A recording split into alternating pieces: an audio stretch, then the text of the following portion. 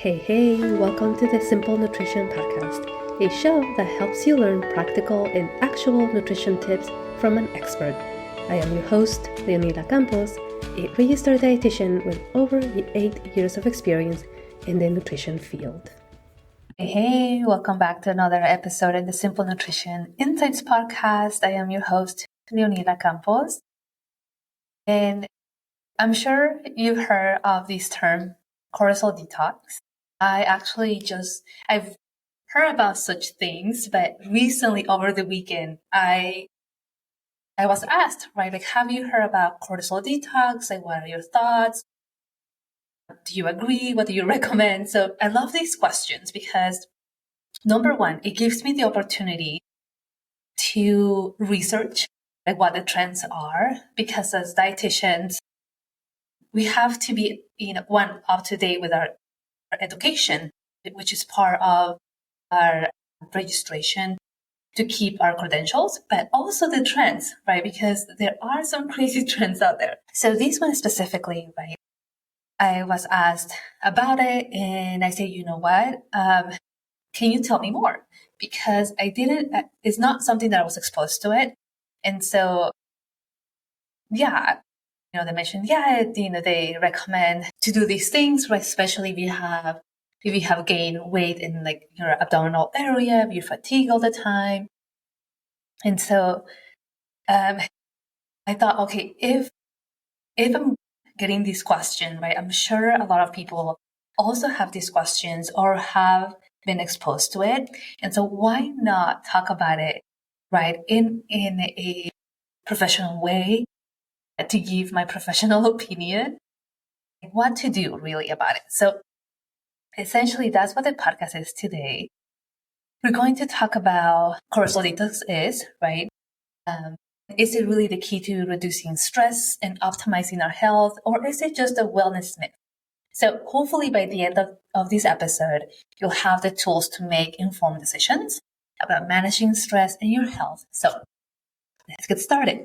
The first thing that we have to do, right, is really break it down. So we want to talk about, okay, what is cortisol? Cortisol is a hormone produced by our adrenal glands, and it plays a huge role in how our body responds to stress. So think of how our body is built. Think of it as a built-in alarm system, right? So if you have an alarm system at home, right, and someone breaks in, that alarm system is going to go off, right? And it's going to alert you. It's going to alert the authorities. And so everything is like almost like panic mode, right? But there are systems that are put into place to give you a response.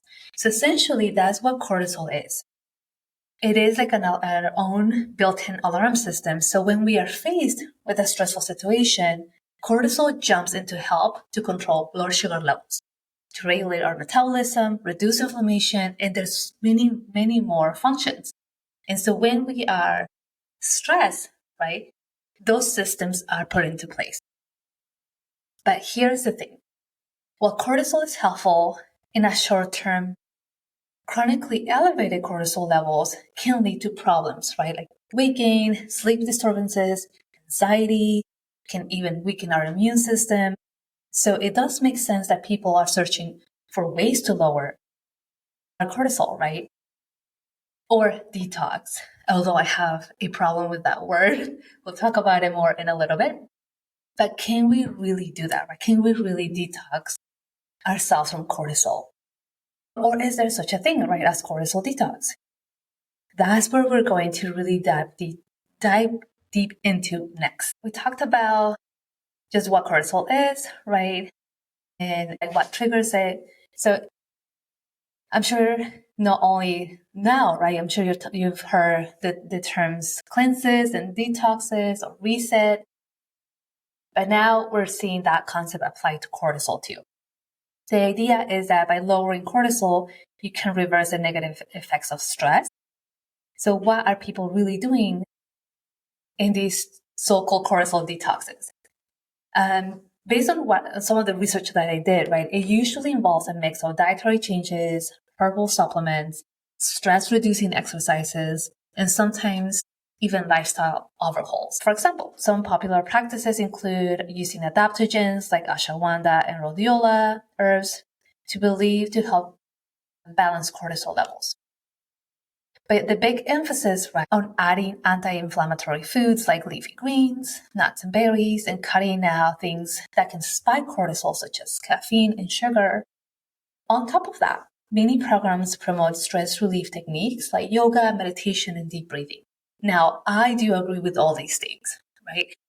Because these are actually all the things that I recommend to my clients. Let's focus on adding more of a variety of nutrients, right? Coming from our fruits, our vegetables, our nuts and our seeds, right? Our fatty fish if we eat animal foods. So it's not such a new thing, right? But when there's a high emphasis on it, it almost is like a new thing. And so, yeah, let's keep talking about that a little bit more. But I do agree with these things, right? And also stress. I actually ask this question all the time, right, to my patients.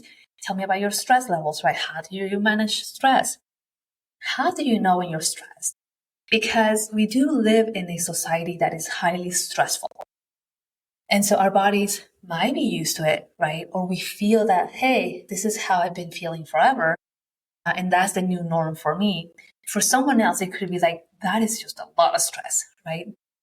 And our body, the beauty about our bodies is that they're able to adjust and adapt to things. It doesn't mean that what we're doing is healthy, right?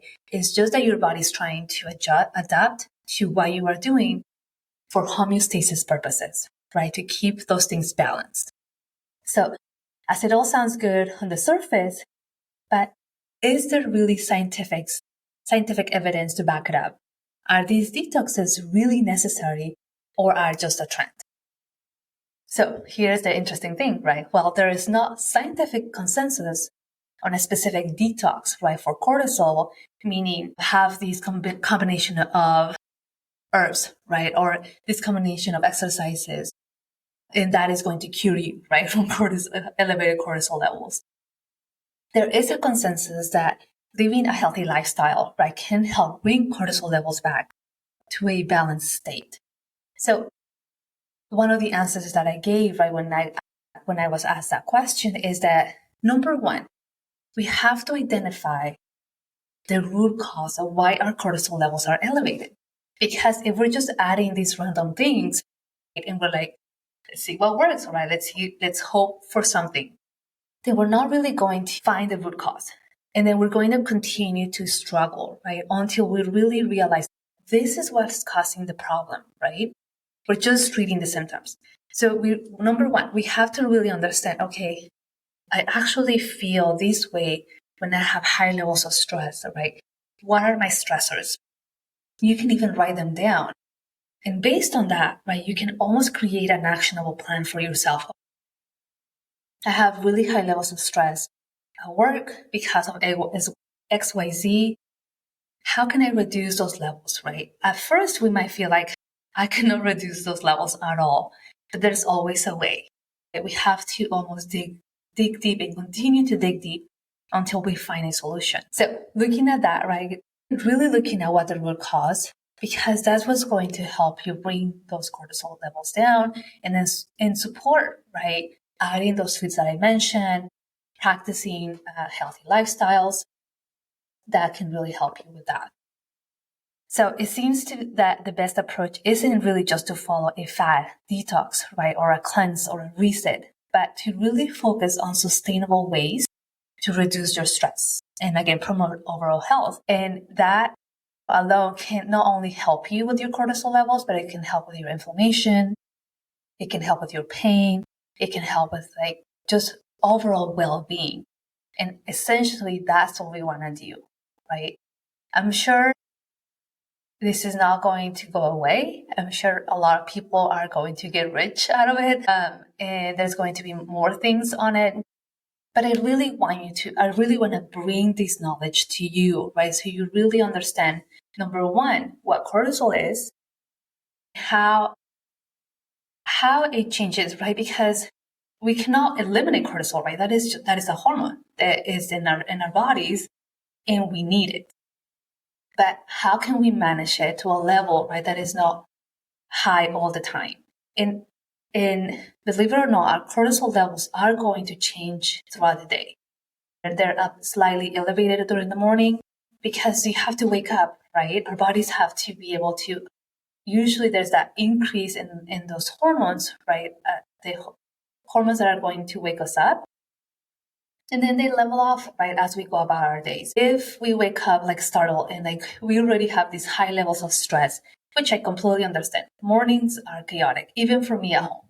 Like I have to be telling my kids, let's go. It's like, we're going to be late. And I can feel my cortisol levels, right, increase, or those stress levels increase. But then once I drop them off, then I take a deep breath. I talk to myself and I say, okay, let's go. Let's have a good day, right? So you have to create these techniques for yourself, right? To be able to bring these levels down by yourself and on your own. It's almost, and these are things that I talk to my patients too and clients, right? Okay, let's figure out some of the reasons why we crave these sugary foods or crave this particular food, right? And we want to practice like more of these stress relief techniques, like let's take a deep breath, let's take a walk, or let's talk to a friend. Something that brings us like a sensation or a sense of peace, right? But you want to do that consistently, because when you are in that stressful situation, when you feel like, oh my gosh, I'm going to explode, it's really difficult to really have the critical thinking as to, okay, what is it that I need to do? Because your body is in like an alert, right? Your alarms are going off and your body's like, okay, tell me what you want me to do. Do you want to run? Do you want to fight something? Or are we like frozen, right? We don't know what to do. So when you practice these techniques, right, on a consistent basis, not even when you're stressed, you develop this system for yourself, right? So if when you do have these higher levels of stress, your body already knows what to do. Okay, let's take a deep breath, right? You know what? I'm going to walk away and I'm going to take a walk. And I'm going to come back and see how my brain now sees things, right? So practicing those techniques are going to help you. Again, if it's something that you struggle for such a long time, and at the moment you feel like, I have no way, no techniques, no skills, no resources to know what to do, and my stress is just so high and it's affecting me in so many ways, I think talking to a therapist can really help, because they are experts in that area, right? They can give you techniques, they can give you tools on how to deal with these situations. So going that route, but here are some other practical ways to also manage your cortisol. I mentioned a little bit about nutrition, of course, right? So making those dietary changes, not a particular food, right, per se, because we know, and as dietitians, as healthcare professionals, we know that not only one food is going to be like a magic change, right? We have to have a combination of these foods. So eating a balanced meals, a balanced nutrition plan that is going to be rich in whole foods. Again, your anti-inflammatory foods like leafy greens, your fatty fish like salmon, nuts and seeds, right? And think of like eating the rainbow, right? Different colors of fruits and vegetables, not only because they're going to add these antioxidant components, but you are going to get other components too, right? Other nutrients that your body needs, vitamins, minerals, fiber. So you want to add a variety of those. Your nuts and your seeds for healthy fats, for magnesium, potassium, right? Selenium, which also help with stress. And thinking about how much caffeine you consume, right? Because when we said, or drinking too much caffeine, right? We can think, sometimes there's that resistance, like, what do you mean? Like, do I have to eliminate coffee? Not necessarily, right? But think about how much coffee you drink. Do you drink coffee all day long? Because caffeine is a stimulant, right? And so if you're ready, like super stressed, right, and you're drinking coffee all day long, that also might not be a good practice, right? But let's say you enjoy a cup of coffee in the morning, right? Or another cup of coffee, hopefully not like late in the afternoon, because that can affect your sleep. So thinking about those things, right? But also, how do you drink your coffee? Is it just black with maybe a splash of milk? Or is it black or is it coffee like loaded with sugar, right? Which can also affect just your body in general, which can absolutely increase your inflammation. If you already have issues with insulin resistance, right, that's absolutely going to affect your blood sugars and your insulin response. The other thing too, right, is how often do you consume processed foods, right? More of these foods that are higher in sugar, higher in fats, saturated fat, trans fats. Because if that is the case, oftentimes we are not adding enough of the other balanced meals, foods, right? Adding enough of the other wholesome foods because we're replacing them. So by just switching that, no, I'm not telling you eliminate everything, right? But you have to be able to make some changes to help your body.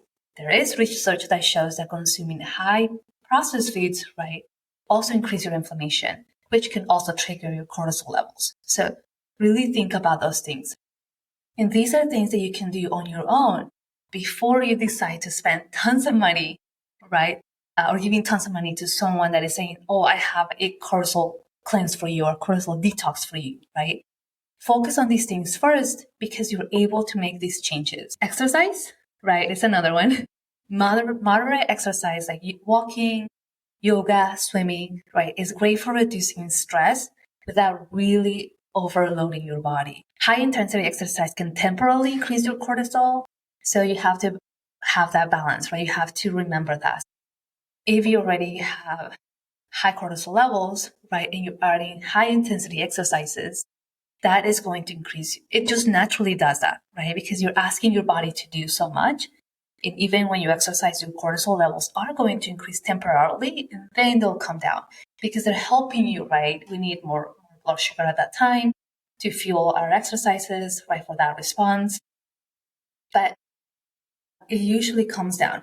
But if you already have these high cortisol levels because of stress, you want to start with something more moderate, right? Like walking, yoga, swimming.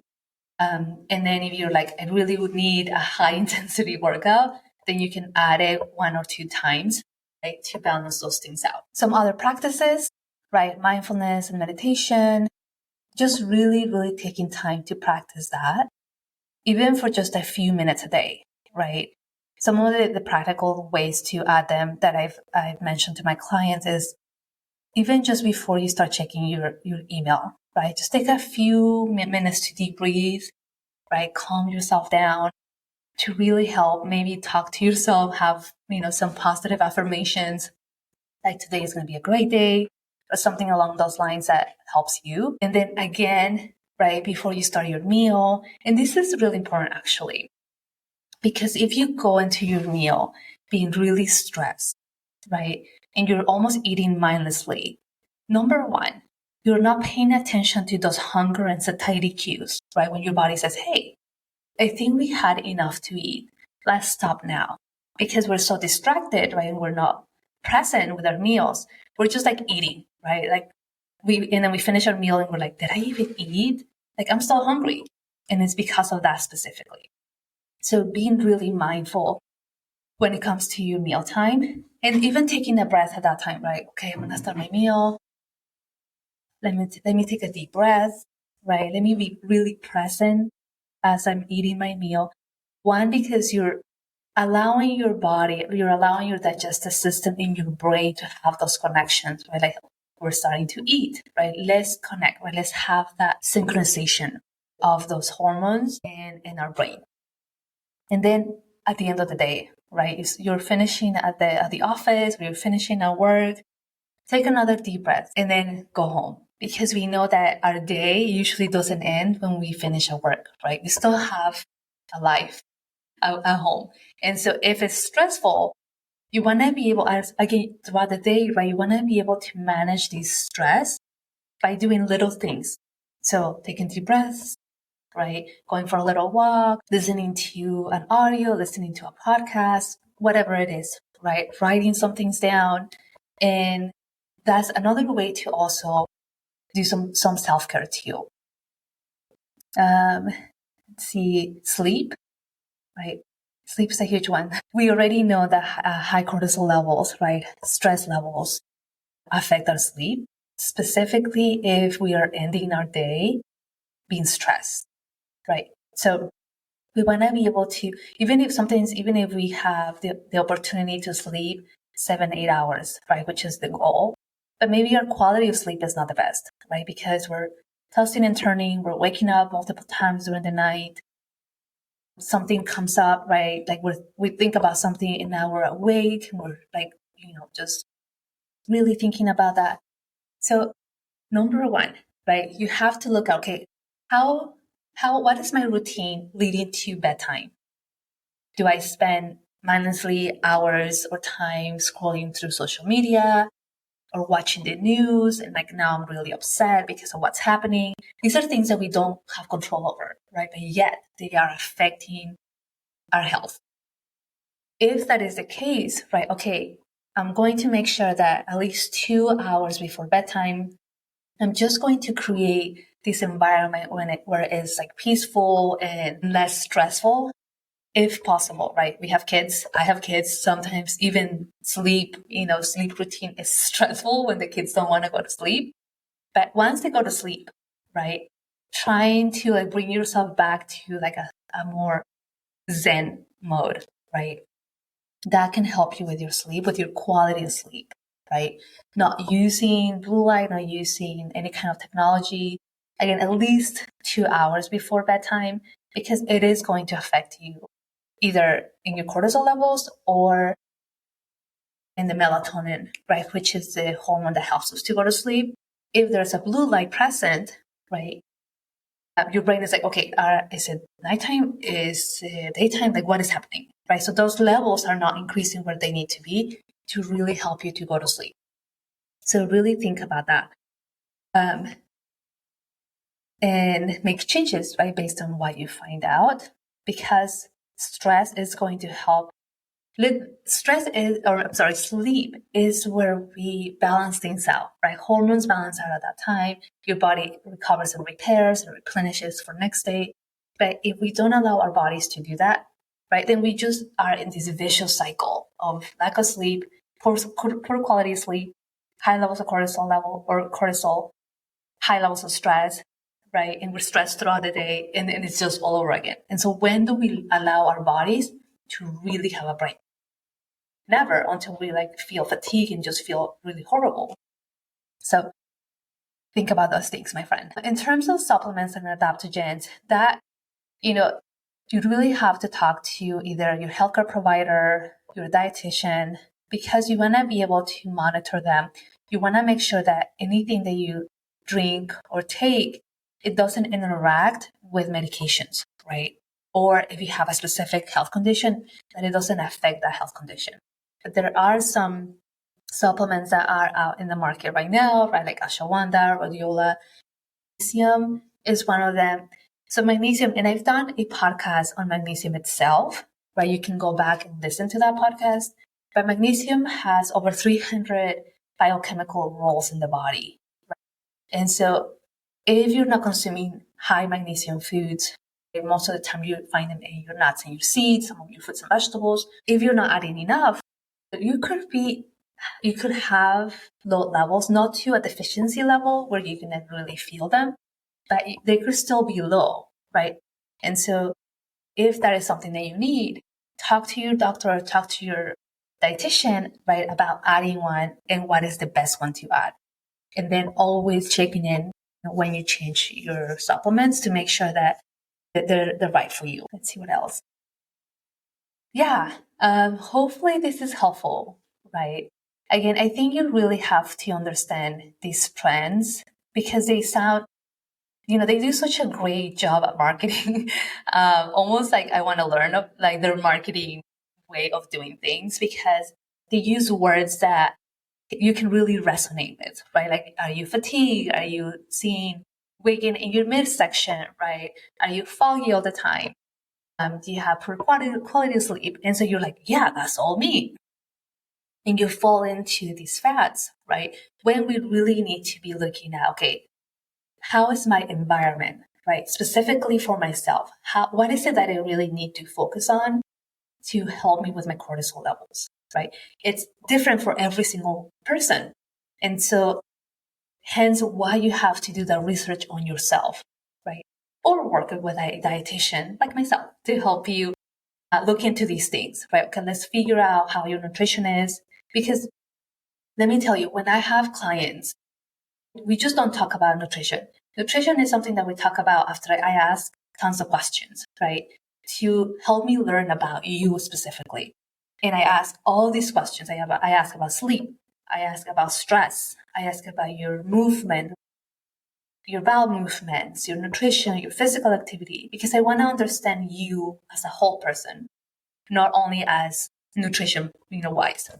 So you really have to understand that about yourself. And how can we make changes slowly, right? And throughout the day, specifically if it's about stress, specifically if it's about your cortisol levels, right? We don't need a magic pill. There's not a magic pill or herb or whatever that is going to lower or that is going to cleanse you out, right? Of cortisol. Cortisol is in our system. We're going to have it all the time, unless if you have a specific condition that for some reason you don't have it, which I haven't heard of. It's going to be present, right? It's your alarm system. And so how can we manage this alarm system, right? So it's not going off all day long, every single day. It's only going off when we really need it, right? So think about these things, my friend. I hope this episode was helpful. I did create a quick handout for you, a quick guide, basically summarizing what I talked about, giving you some practical tips so you remember. I am going to add it in the show notes, so take a look at that. And if you enjoyed this episode, again, don't forget to subscribe, rate my podcast, share it with a friend. And yes, remember to stay strong and stay safe. And I will see you in another episode. Take care for now. Bye-bye. This podcast, the links and resources provided are for the purpose to educate only and are not a replacement for medical advice or nutrition therapy. I suggest you seek out the help of a trained professional to help you with your specific situation and needs.